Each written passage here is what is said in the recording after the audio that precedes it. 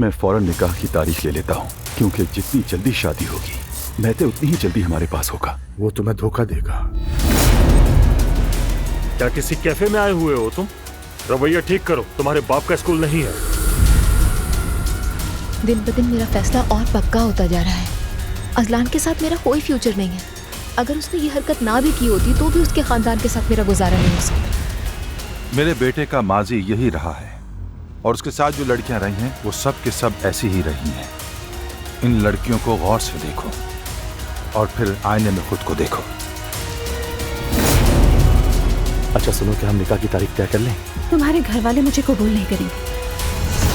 मेरे बच्चे इस कमरे में तो कभी बड़े नहीं होंगे। शायद वो ये सब कुछ कभी देख भी ना सके। इस घर को तो वो याद भी नहीं करेंगे।